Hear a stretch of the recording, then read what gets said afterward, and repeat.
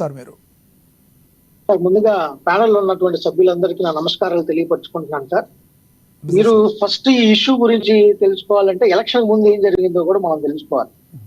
Generalized గా మన అల్లు అర్జున్ గారు శిల్పా రవిరెడ్డి గారి దగ్గరికి వెళ్ళినప్పుడు అతను ఇచ్చిన సందేశం, అతను ఇప్పుడు జనరల్ గా ఒకసారి మీరు జనరలైజ్డ్ గా ఆలోచించుకున్నట్లయితే ఏ హీరో వచ్చినా జనం ఎక్కువ మంది రావటం అనేది సహజం. అందులో పుష్ప సినిమా హిట్ అయిన తర్వాత అల్లు అర్జున్ గారు శిల్పా రవి గారి ఇంటికి వెళ్ళటం, అక్కడ ఉన్నటువంటి దాంట్లో ఆయన పార్టీకి సంబంధించి ఆయన వ్యక్తిగతంగా అతనికి ఇష్టం ఉంది కాబట్టి అతను గెలిపించండి అని అతను ప్రపోజల్ పెట్టుకోవటం కూడా అతను వ్యక్తిగతమైన విషయం. రెండోది, అక్కడ కూడా అదే పవన్ కళ్యాణ్ గారు మా బాబాయ్ గారికి కూడా నేను విషెస్ చెప్తున్నానని చెప్పడం జరిగింది.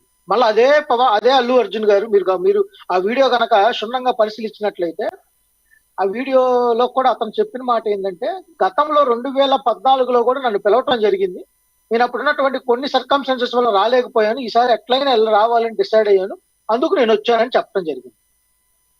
దాని తర్వాత వచ్చినటువంటి వాయిసెస్ మొత్తం, మీరు ఇప్పుడు జరిగిన వాయిసెస్ కానీ దాని తర్వాత నుంచి వచ్చిన వాయిసెస్ మొత్తం ఒక కార్నర్ గా చేసేసేసి అల్లు అర్జున్ గారిని టార్గెట్ చేయడం జరిగింది. అది జనసేన పార్టీ వాళ్ళు అయితేనేమి, మెగా ఫ్యామిలీ అభిమానులు అయితేనేమి. ఒకటి నిజం సార్, మెగాస్టార్ చిరంజీవి గారు వేసినటువంటి బైపాస్ రోడ్డు మీదే వీళ్ళందరూ ప్రయాణిస్తున్నారన్నమాట అందరికీ తెలిసిన విషయమే.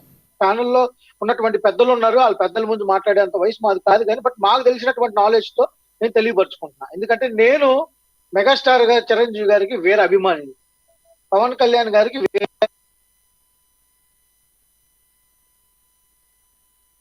ఎవరితో తెలిసినటువంటి విషయమే. నేను చెప్పబోయేది ఏంటంటే, అక్కడ ఒక కాంటెక్స్ట్ లో అక్కడ అతను వచ్చినటువంటి సందర్భాన్ని గుర్తించకుండా ఒక కార్నర్ చేసేసేసి అల్లు అర్జున్ గారు ఎక్కడైనా సరే పవన్ కళ్యాణ్ గారికి డ్యామేజ్ చేయటం కానీ, డ్యామేజ్ గా మాట్లాడటం కానీ మీరు చూసారా?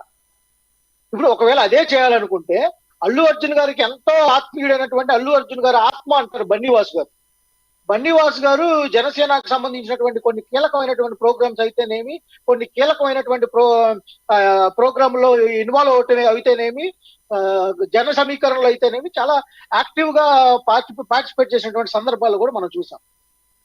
కానీ నాకు ఇక్కడ ఏంటంటే, కొంతమంది ఇప్పుడు మేడం గారు చెప్పినట్టు కొంతమంది మెగా అభిమానులు కూడా చాలా విధంగా ఒక ఒక ఒక దాన్ని ఏమంటారంటే వివరించలేనటువంటి విధంగా ఒక ఫ్యామిలీలో చిచ్చులు పెడతానికి ముందుంటారు. ఆడంత ఈడంత ఆడంత అని. మీరు ఇంకొక వీడియో కూడా గమనించారో లేదు, నేను చాలా బాగా గమనించా.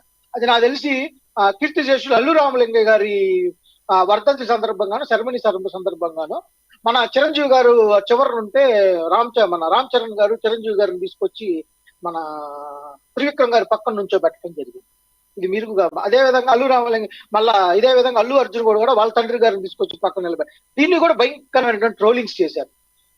నా అకార్డింగ్ టు మై పర్స్పెక్టివ్, ఇక్కడ ఒక సిచ్యువేషన్ ని వివరించుకోవడానికి హక్కు ఉండొచ్చేమో కానీ, ఒక సిచ్యువేషన్ బట్టి ఒక వ్యక్తిని నెగటివిటీలోకి ప్రోపకాండా తీసుకెళ్ళడం అనేది మంచి పద్ధతి కాదని నా ఒపీనియన్. ఎందుకంటే మీరు గమనించారో లేదో, చెప్పన్న బ్రదర్ అనే మాట ఎందుకు వచ్చిందంటే, చిరంజీవి గారు కొన్ని సంవత్సరాల తర్వాత సినిమాలోకి వచ్చిన తర్వాత ఖైదీ నెంబర్ 150 తర్వాత పవన్ కళ్యాణ్ గారు వస్తారని చాలా మంది ఎదురు చూశారు. ఆ రోజు పవన్ కళ్యాణ్ గారు రాలా. రెండోది, దాని తర్వాత గారు కూడా కాంగ్రెస్ హటావో దేశ్ బచావో అనే స్లోగన్తో ముందుకెళ్ళినప్పుడు కూడా చిరంజీవి గారు వాయిస్ ఇచ్చారు. ఏమని ఇచ్చారంటే, మన పవన్ కళ్యాణ్ గారు కూడా ఒకసారి ఇచ్చినటువంటి వాయిస్ ని ఒకసారి రీథింక్ చేయాలని నేను కోరుకుంటున్నాను. ఎందుకంటే విభజన జరిగినటువంటి సందర్భంలో కూడా టీడీపీ ప్రభుత్వం కూడా దానికి అనుకూలంగా వ్యవహరించింది. దీన్ని కొంచెం గుర్తు పెట్టుకోవాలనే అంశాలు కూడా వచ్చినాయి. నేనేం ట్రై చేస్తున్నానంటే, రూట్ కాజ్ గురించి నేను చెప్తా ఉన్నా. ఈ రోజు అదే నాగబాబు గారు పవన్ కళ్యాణ్ కుడి భుజం ఉన్నటువంటి నాగబాబు గారు కూడా 100 days మన చిరంజీవి గారి బర్త్డే సందర్భంలో ఆయన రాడు, మేము పిలిచినా రాడు, ఎన్నిసార్లు ఇన్విటేషన్ ఇచ్చినా రాడు అనేది కొన్ని జారినటువంటి సందర్భాలు కూడా మనం చూసాం.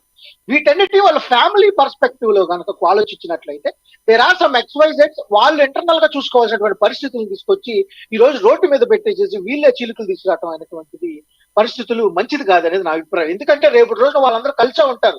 ఈ రోజు అల్లు అర్జున్ గారు ఎగేన్స్ట్ గా చేసినటువంటి సందర్భాలు ఏమి లేవు.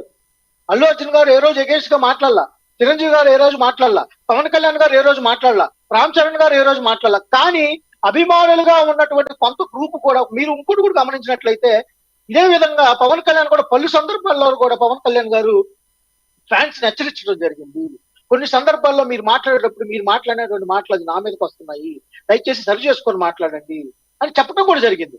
ఇది నాన్ పొలిటికల్ గా సంబంధించినటువంటి సినారియోలోకి వెళ్ళినట్లయితే ఒక వ్యక్తిని ఆచరించే మన ఆంధ్రాలో మరి ముఖ్యంగా హీరోయిన్ గాని దేవుణ్ణి దేవతలకు చూసేటటువంటి పరిస్థితులు మనం చూడకనే చూస్తాం. మనతోటి ఈ రోజు కొంతమంది రాజకీయ విశ్లేషకులు తిరుపతినేని చిట్టిబాబు గారు ఉన్నారు, ఆయనతో మాట్లాడదాం. చిట్టిబాబు గారు, గుడ్ ఈవినింగ్ అండి.